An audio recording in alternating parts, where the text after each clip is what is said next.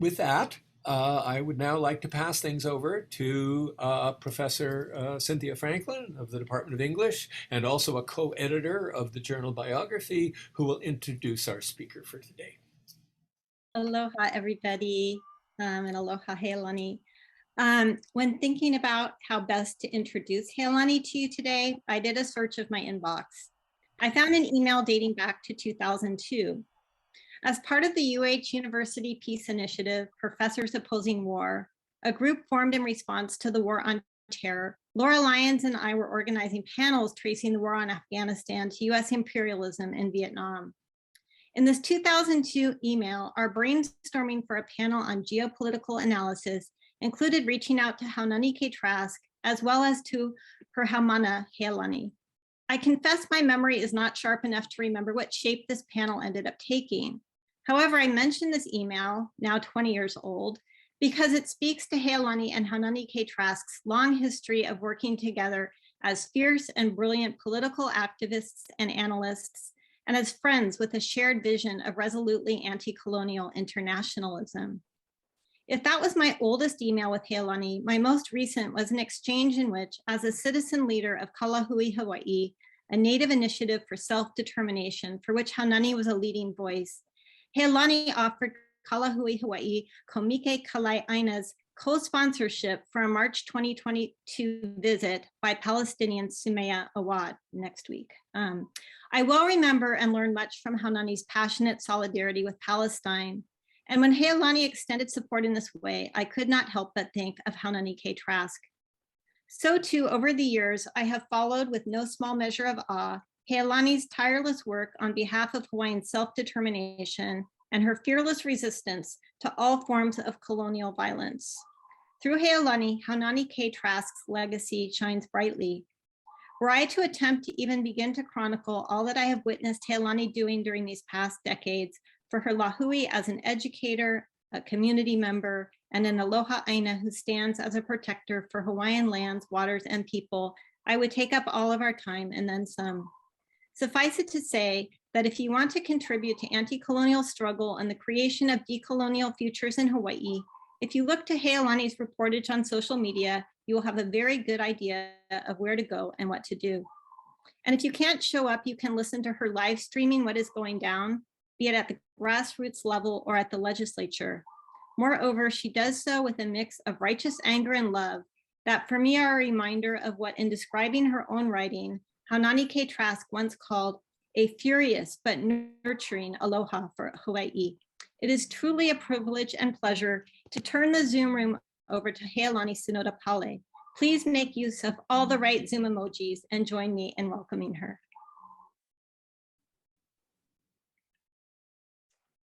Thank you. Thank you, Cynthia. It's an honor to be here and to share from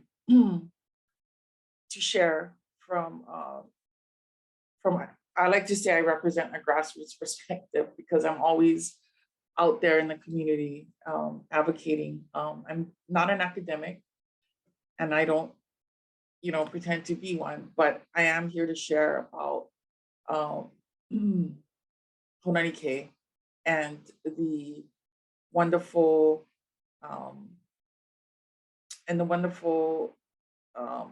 influence she's had on us as her students and the generations coming next. So I'm going to share my screen. I don't know how to do this really well, so I'm just going to share it like this, I guess.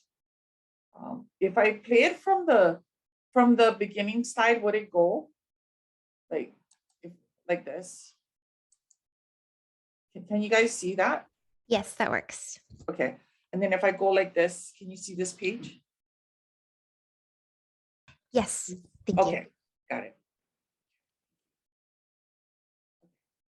So,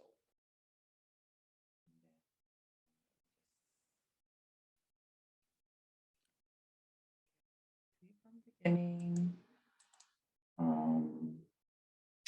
show presenter view. There we go. Okay, great. Okay, so it's going to begin my presentation. My name is Healani Sonoda-Pale. I am with Aloha, Hawaii, Komiki Kalai ʻāina.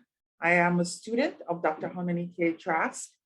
And while I was a student here in the 90s, I was always with her, as well as my husband, Shane Pale. We actually both met and fell in love in her class. So, we have 2 children now. We both live on Oahu in Kuli'o'o Valley. The topic I want to speak on is called Memorializing Dr. Haunani-Kay Trask. And there's a picture here of the bandstand on Iolani Palace, the day that we memorialized her passing. Dr. Haunani-Kay Trask passed away on July 3rd, 2021, sadly. But we laugh about the day she chose to pass away, which was the day before the 4th of July.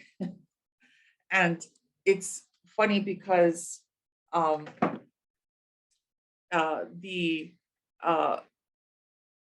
basically her passing on that day really put a fire under everyone around the islands. And we did have convoys going on Hawaii Island in Kona, in Hilo, Oahu, and on Maui against House Bill 499, which was a Hawaiian land theft bill, but also in remembrance of her.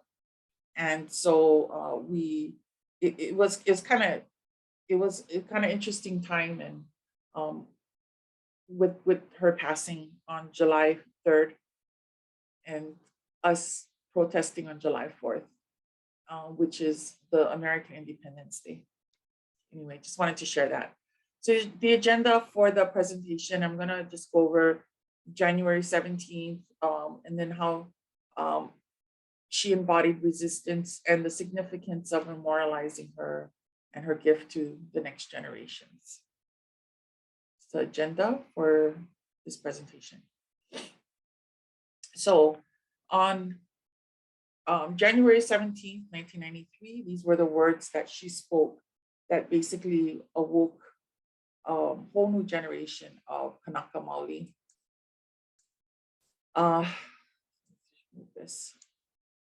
So Haunani-Kay Trask on the grounds of Iolani Palace, standing in the bandstand. She looked so big and tall in this picture, but she was only 5'2". And that was one of the first things I told her, I remember when I first met her in person. Wow, you're so short, She had such mana and power when she spoke. So on January 17th, 1993, 40,000 Kanaka Maoli and supporters marched on Iolani Palace on the 100th anniversary of the illegal overthrow of the Hawaiian monarchy on the grounds of Iolani Palace. And it's here she said these words: "We are not American. We are not American. We are not American. Say it in your hearts. Say it in your sleep. We are not American. We will die as Hawaiians. We will never be Americans." And if you were there, you could feel the mana. I was standing there on the grass. I didn't know her at the time, but I knew I had to be her student. And I knew I needed to come to the University of Hawaii at Manoa. But if you were there also, you would remember that a lot of people were upset at what she said. There was like, people just kind of gasped for air almost, like, oh, can't believe she said that. The reaction of some people to those words, even our own people, Kanaka Maoli, was as if she was standing up there holding a gun. But it was just words. And that's the power of her words and the way she said it. And this speech that she said on that day, January 17th, 1993, reverberated, throughout the generations. In decolonization, there is therefore the need of a complete calling in and question of the colonial situation, Frantz Fanon, which was one of her favorite writers. And that's what she did. she called it out on that day. She called out the situation and she opened our eyes. I mean, how simple is that? We are not American, but how powerful. And today, those words, her speech, they're in rap songs. They're said over and over, used and cited over and over by a whole new generation of scholars, leaders, and activists, Aloha ʻāina, that many of whom have never met her. And that is a testament to what she was and what she represented and the power and the mana she had. So on January 17, 2022, we chose that day to commemorate her passing this past year. Due to COVID and the pandemic, unfortunately, her ohana was unable to or unwilling to put others in danger because they knew thousands would come to her ho'olewa or her funeral. So they didn't want to hold her funeral yet. So I believe they're going to hold it on July 3rd, 2022. But we as Aloha ʻāina, as Kiaʻi, felt it was very important for us to commemorate her.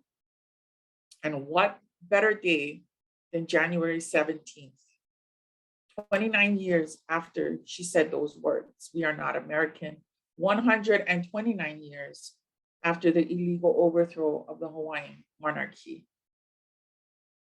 So if any of you don't know, January 17th, 1893 was when a small group of American businessmen overthrew a peaceful Hawaiian nation. Imagine growing up in Hawaii, never knowing the true history, never knowing that this moment happened, that there was an illegal overthrow of a peaceful Hawaiian nation in the middle of the Pacific by a small group of American businessmen with the help and assistance of the United States military. But instead, for many of us in my generation, we grew up learning things about our culture and people that were derogatory. The history book we read out of was called Ihu Nui, which meant big nose. We were taught that our people killed our children. We committed infanticide. We were taught that we were basically savages, and it was a great thing that America came along and annexed, so-called annexed Hawaii. But when you stepped into Haunani-Kay Trask's class, she taught a Hawaiian Studies 390 class. One of the first things you had to read was the Blount Report.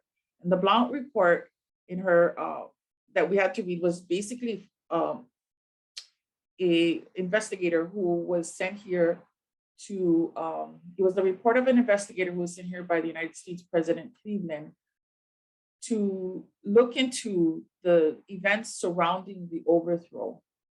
And basically, he found that that the United States played a really bad role in the illegal overthrow of the Hawaiian Kingdom, and his suggestion was to restore the queen, the monarchy, to her throne and leave us be, basically. One of the things he did find was, given that Hawaiians were the majority of the population. I think we were like 40,000 back then. Oh no, was it? No, Kalamai. It was 80,000. That was the population of Hawaii. We were most of that. And if we were given a vote on whether or not we wanted to become part of the United States or stay independent as our Hawaiian Kingdom, as our own nation, we would have chosen independence, and we would have chosen to restore our queen and the Hawaiian Kingdom. So here's a picture from January 17th, 1993. It's the top left. Haunani-Kay Trask is leading it along with her sister, Healani Trask, and others. And then here's a picture, January 17th, 2022. a whole new generation of Aloha ʻāina, many of whom have never met Dr. Haunani-Kay Trask, are holding her portrait. The person holding her portrait is a Hawaiian studies student. Again, never met her, and felt and honored that he was chosen to carry her portrait from Mauna Ala, where the burial resting place of all of our ali'i are, down to Healani Palace. And we thought it was appropriate to have him carry it as well. So what Haunani-Kay Trask did was she provided an analysis of this moment in time, and she woke up a whole generation after generation of Kanaka Maoli with her speech on that day, on January 17th, 1992. So we thought it appropriate to memorialize her. So hundreds came to the palace, and we offered lei and oli. Her portrait was taken and mounted at the bandstand.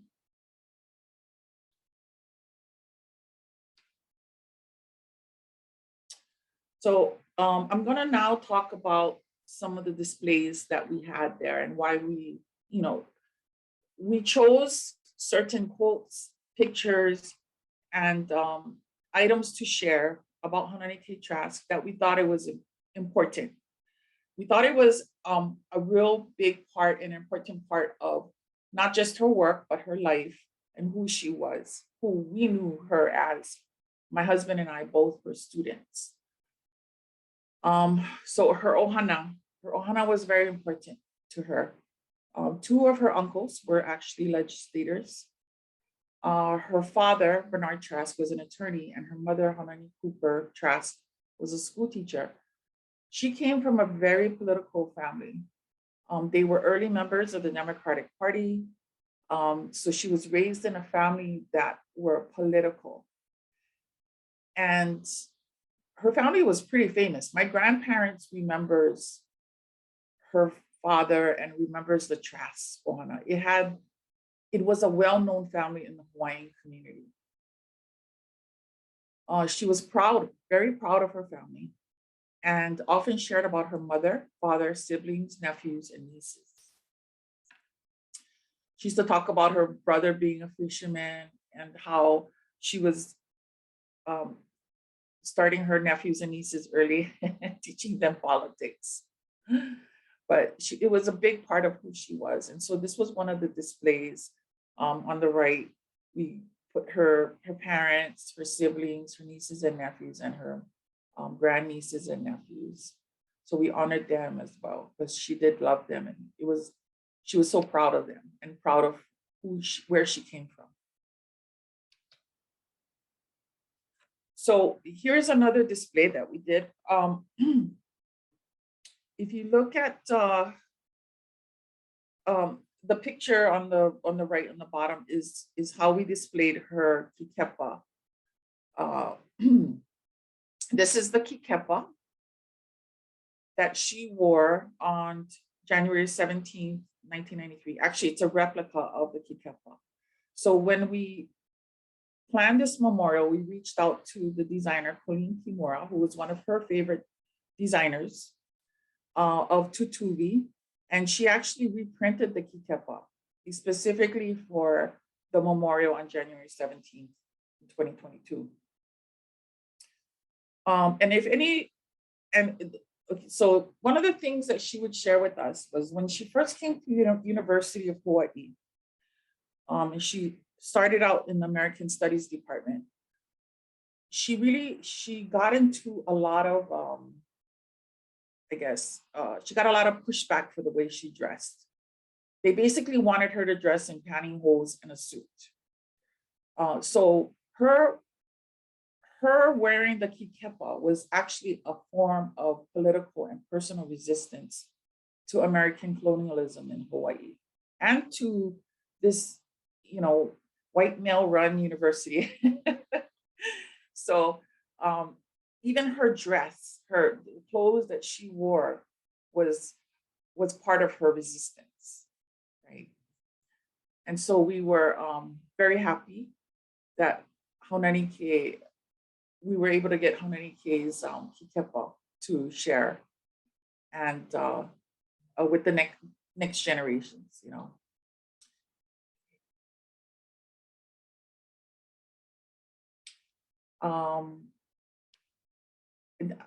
Just a little story. So Colleen was telling us a story about the day Haunani-Kay came to get the kikepa, and you know, before the march, the huge march, January 17, 1993. And Colleen was telling her, well, Haunani-Kay, what is everyone else wearing? And her answer was, I don't care what they're wearing. I'm gonna wear this. But that was Haunani-Kay, right? She just, you know, she's very, very strong personality. But it was a great kikepa. This is one of the other displays that we had. We thought it important to talk about her sister, Mililani Trask, and the relationship that she had with her, and how these two sisters together carried the sovereignty movement forward light years. Together, both their work complemented each other. So Mililani Trask was the first elected ʻāina, or governor of Lāhui, Hawaii, which is a Native initiative for self-determination, self-governance, in 1987. And she grew that organization from a couple hundred to 20,000 by the time she left. We were the largest Hawaiian sovereignty group in Hawaii ever. And you know, the relationship between Mililani and Haunani-Kay wasn't always smooth, but she loved her sister. She talked about Mililani Trask like that, like how a big, proud sister would of a younger sister. And I love this poem that she wrote for Mililani. And she wrote a lot of poems, even for her students. So she wrote poems for people she knew. It's a beautiful poem for Mililani. It's called Together. Comrades follow over the constant waves, blue now gold. A great honu follows beyond the leaping point of our souls depart, more beautiful still. So I'd like to think of the relationship between Mililani and Haunani as like, Mililani was the praxis and Haunani was the theory in some ways. Of course, Mililani, I mean, Haunani did do a lot, you know, on her own, but Mililani was more of the, like the grassroots organizer, and Haunani-Kay was, you know, the professor here at the University of Hawaii, raising up all these students to be leaders in their communities, as well as, no, she did the same thing. But she was more organizing around the issue of sovereignty. What they brought together to the Hawaiian people was a real clear understanding of the term self-determination. They helped us to see ourselves, Hawaiians, Kanaka Maoli, as part of this larger political context. They brought back the idea that Hawaiians are a peoples with the S. And that we were part of this whole colonized community, right? And it's important that we were, one of the big fights that Mililani championed at the UN was to get us recognized as peoples with an S, because it's peoples with an S that are allowed or given these human rights. And when you look at the UNDRIP, which is the United Nations Declaration on the Rights of Indigenous Peoples, which Mililani helped to draft, they refer to Indigenous people as peoples. And it's a political term, but it was a big deal back then. But Mililani did help to draft the United Nations Declaration on the Rights of Indigenous peoples. It's the paramount document on the rights of Indigenous peoples.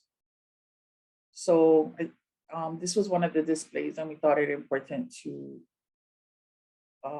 recognize that relationship between those two sisters. So I'm going to just say the quote. This is another display that we had up. This was an important piece as well. She always said when she did speeches, she used to say, you know, that where she was descended from. So here's the quote. I say I am descended of two genealogical lines, the Pi'ilani line through my mother, who is from Hana Maui, and the Kahakumakali'ua line through my father's family from Kauaʻi. And she said that over and over in her speeches in the beginning. And what she was doing was she was politicizing her identity, right? It was a cultural practice, of course. It's something that came from, you know, deep within Hawaiian culture, where you would share where you're from, who you are. That was part of being civilized. And it was part of her asserting her Hawaiianness, and it was her resistance to assimilation. And so not just the way she dressed was resistance, but how she spoke and presented and speechified. So this is another quote. And she loved the writer Frantz Fanon. She made us read it in one of her classes. To speak as a colonized is therefore to participate in one's own impression and to reflect the very structures of your alienation in everything from vocabulary to syntax to annotation. So, you know, Frantz Fanon talked about like the psychology of colonization and the violence of it and the resistance, and kind of like, it's almost like there's like a natural order to colonization. It's weird. Anyway, so basically, we thought this was important to share with the community, and I'm very happy to say that many children came to see these displays. And I would guess about 1,000 people altogether on that day came to see and read and hear and experience what Haunani-Kay and who Haunani-Kay was on that day. And it really, I felt it was kind of magical to see all the children actually going through the display and reading these quotes from her. Okay. Another great quote. This was another panel we had up. And the quote is, what drives independence in all of us today is resistance. To resist what they are doing to our islands and to us.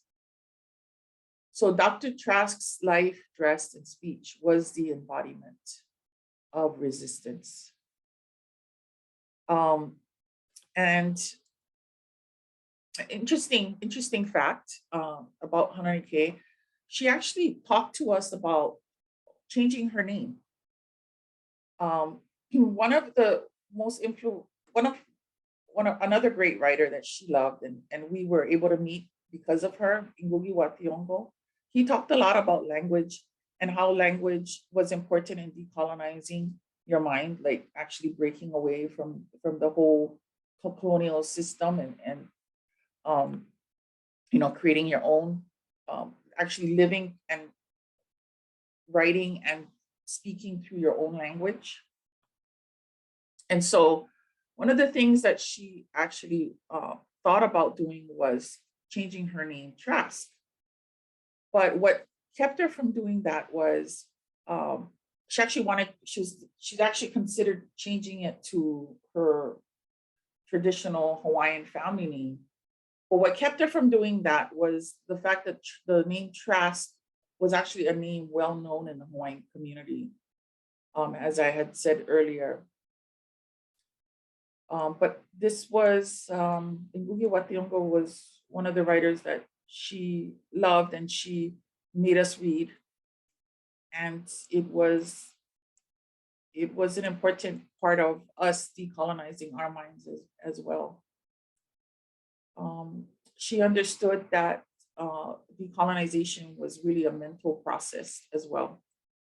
So with Ngugi wa Thiong'o, this is a quote I like from him, but its most important area of domination was the mental universe of the colonized, the control to culture of how people perceive themselves and their relationship to the world.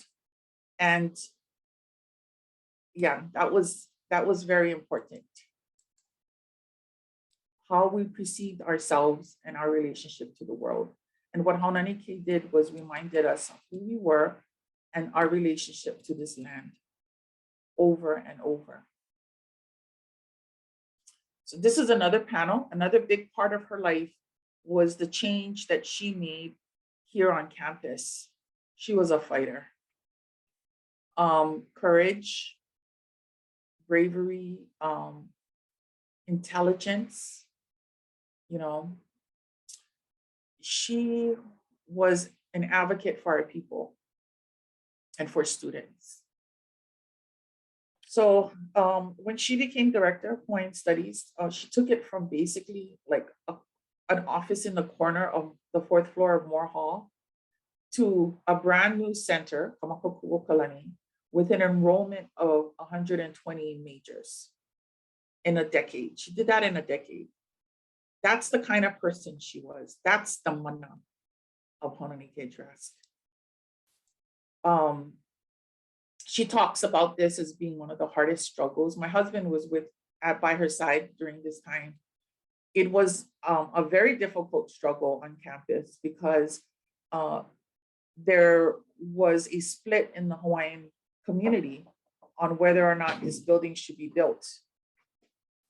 And unfortunately, she wasn't able to galvanize the support, right? We had a Korean center before we had a Hawaiian study center here at the University of Hawaii flagship, campus for the system. So she built that building, and it was a hard struggle for her.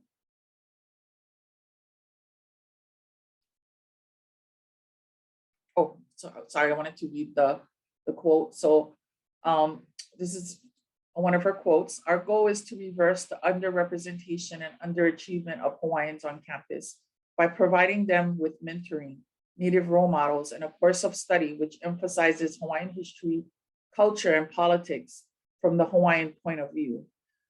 And I believe that, with Native Hawaiian Student Services Center, with all of the support systems we have now for Hawaiian students, there is a difference. I know the numbers are getting better in terms of Hawaiian representation in terms of students and faculty and staff. So that's one of her legacies, is the building. So she always told us that she didn't have children because she wanted to dedicate herself to the movement, and that her students were her children.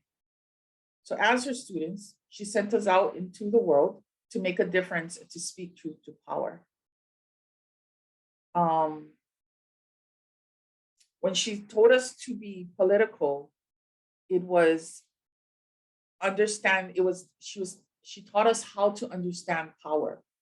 And she made us think about our mission as Hawaiians, So that whole saying about kuleana and, carrying your kuleana, she started that. Here's a quote. The younger generation has to pick it up because we're old already. It's already true that young people know things we don't because they come through in another era.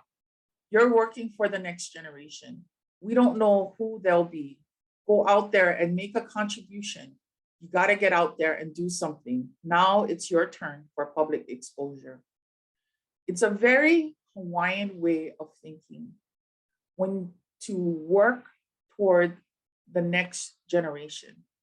That's a very Hawaiian cultural way of looking at your life and your work. And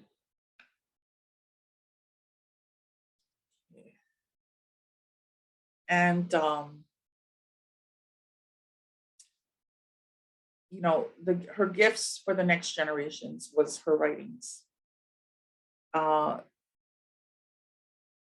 She always said, you know, that her writings would live on beyond her, and that's true. Her words do. And that's evident today. One of my favorite quotes from her: "The people cannot exist without the land, and the land cannot exist without the people." Interesting thing at her memorial on January 17th was we had a group of farmers that came. They were women, and they read through the panels. And one of the feedbacks they gave us was they loved it because it was about land. They weren't Hawaiian, but they understood the importance of land, and so did Haunani-Kay Trask. Because, you know, like Frantz Fanon says, the land is the truth. And, you know, we cannot exist without the land, and the land cannot exist without us. She was an educator. She was also motherly to her students. And in a way, if you think about it, she actually wrote for her children. She wrote for the next generations in a very maternal way. Again, it's very Hawaiian, very Kanaka. And I think that's pretty much it. I want to just mahalo Ed Greavy and Greg Nor for the photos. The display the panels that you saw was put together by my husband, Shane Pale, and these are the sources I used. And this is a picture of just one person standing in front of the display. It was kind of a great space to be in on that day and that time.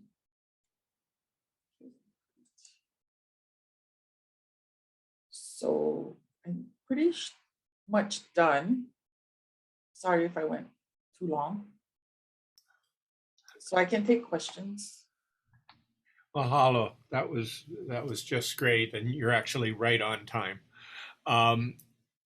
We would entertain questions, as I said earlier, if you could put them in the chat, or if you think we'll recognize you and we'll also be willing to entertain people addressing questions directly.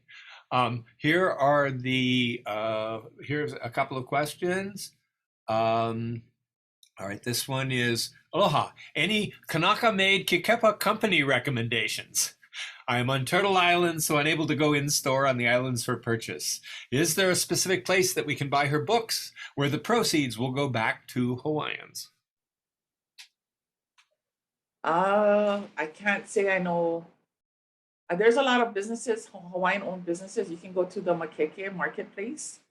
CNHA runs that, the Council for Native Hawaiian Advancement. All of those vendors are Kanaka Maoli.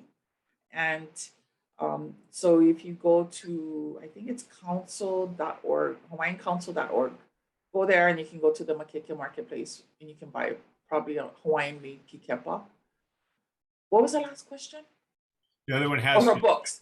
Yeah, I okay. don't know if any of her proceeds from her books are going to any Kanaka. I can't answer that. Okay. Well, here's definitely a biographical question. What was Haunani-Kay Trask's favorite food? Pea salad. She always ordered that.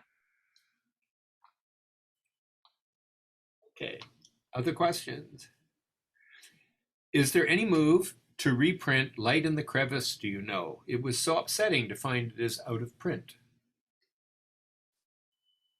That's a good question. I'm not in charge of her estate or her publications. So that's actually a great question because that's a great book. That was her first book of poetry. Hello. I think we have Candace Fujikane's hand up, and I think Zoe, I think we know Candace well enough to let her in to ask the question if she wants. Definitely. Aloha, Healani. That was so beautiful. That was a really beautiful tribute to Haunani-Kay. And I have a question. So, some people say that Haunani was never for independence. And I disagree because I think she was for a nation within a nation as a model, as a transitional state. Can you talk a little bit about Haunani and her vision of independence? Yeah, so I believe that, and I talked about it earlier in the presentation about how her and Mililani both really, really brought forward that idea of self-determination to the Hawaiian people. And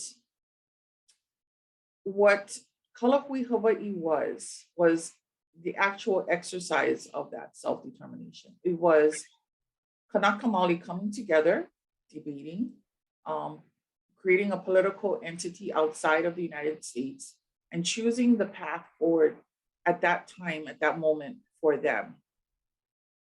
And that's what self-determination is. One of the things we have to remember is, when you look at the time back in the 90s, early 90s, federal recognition was, sovereignty in itself was a bad word. I mean, they used to refer to it, politicians used to refer to it as the S word. They used to call it the pipe dream. I remember that term a lot. And even the idea of federal recognition was not accepted. It was radical. It was the path at that time, at that moment, that was voted upon by that body of Hawaiians that were exercising their right to self-determination, and finding a path forward that was achievable. And right now we're finding out a lot of information about federal recognition and how it's not all it seems to be. And you look at the treatment of Native Americans on their own homeland, on their reservations. So a lot of information has come forward about that. But back then, the idea of federal recognition was tossed around, yes. But at the very end of the day, it was about self-determination. And if you look at the Kalahui Hawaii Constitution, which Haunani-Kay Trask supported, there's nothing about federal recognition in there.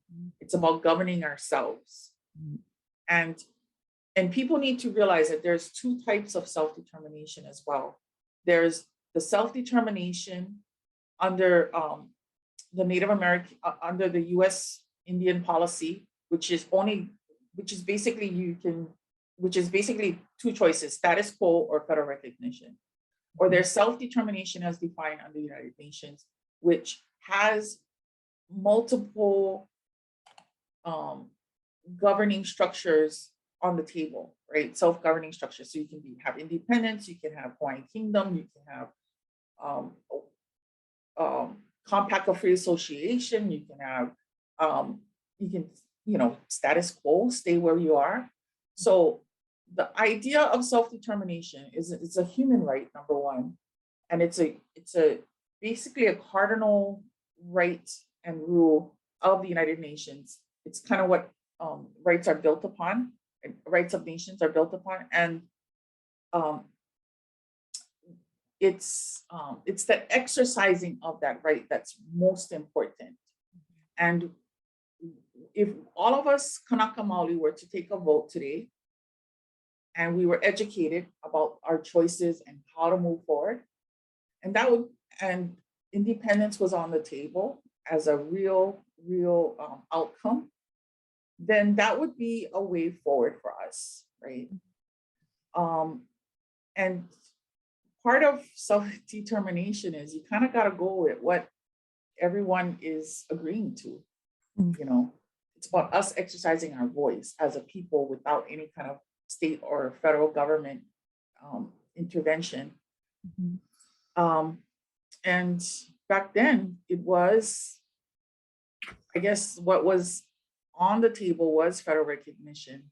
but they were still going to the United Nations. They did see it as a stepping stone towards independence. Because Haunani-Kay always said that, of course I'm for independence, but it ain't gonna happen now, you know, not right now. And so, but she gave us a way forward, and she did voice our desire as a Lāhui for that path toward independent Hawaiian nation. That's really helpful. Mahalo. Thank you. And this, I think, follows right on it. The next question. What lessons do you think Haunani-Kay Trask could share with those of us who are multi-Pacifica fighting multiple independence movements at once? Free Guam. But I think you got to read her book, From a Native Daughter. That's kind of like, that was the book that opened my mind, and it kind of gets you started. But I just think that just her writings are there for everyone to read, and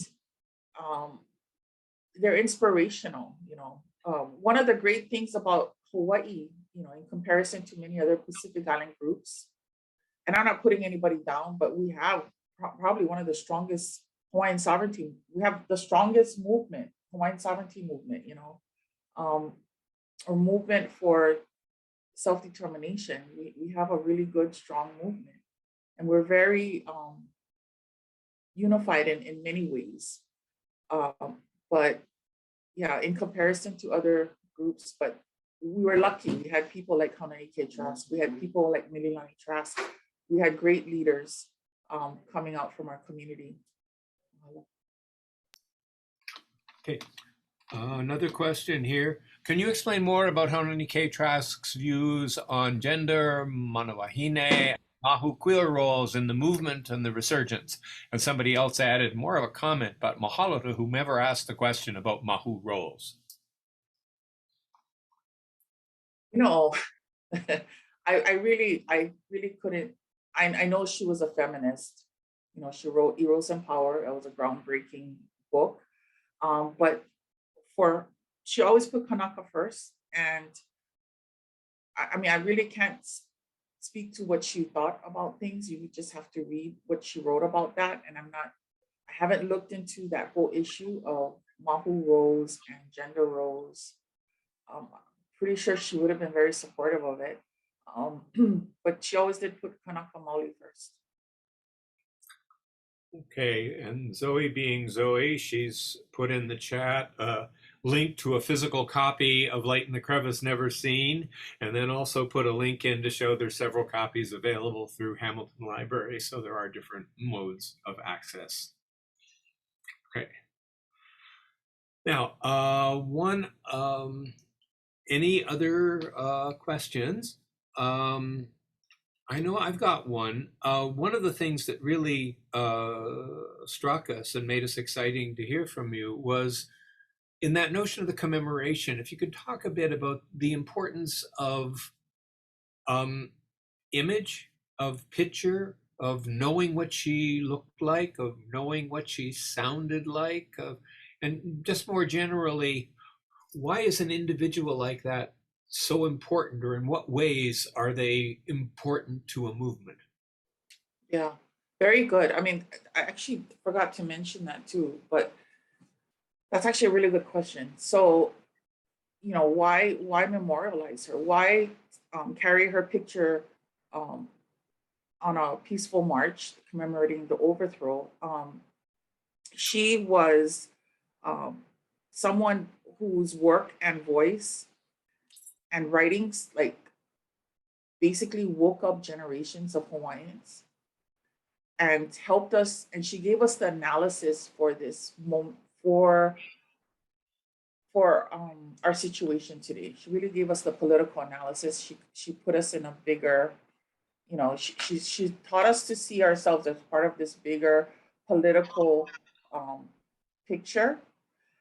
And, you know, lifting her up was an important part of lifting up our Lāhui.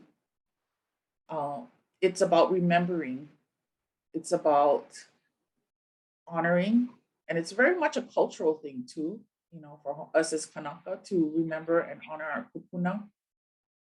when we honor and remember her, we're actually kind of lifting up our own Lāhui as well too, because she was such an important voice for our people. You know, she really, I've written it before, like she really shifted she shifted the Lāhui's path forward in a big way, just with her presence, her achievements, her writings, and all of the things that she's done. She's really put us on another path of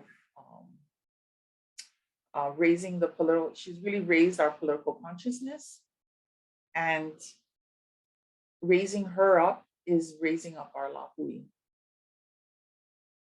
because she was the embodiment of, like, she was like, she embodied everything that a warrior wahine leader should be, basically. You know, she fought for us, she had courage. And so honoring her was not just the right thing to do, wasn't just the cultural way of respecting her, but it was also about raising up the Lāhui and continuing to raise them up. Because we need to honor these people who have done so much for our people. And in that way, we raise up our own people. I mean, that makes sense. Mm-hmm.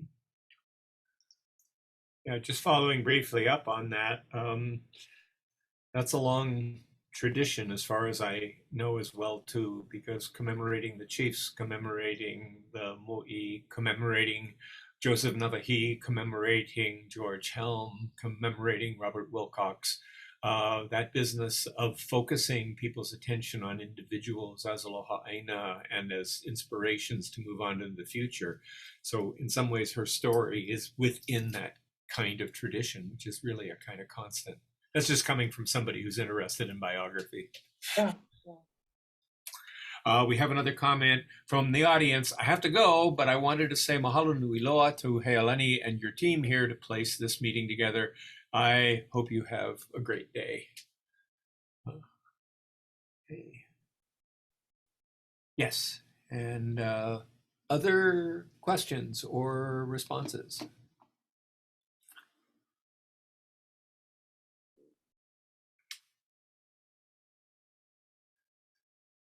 This might sound a bit sort of, well,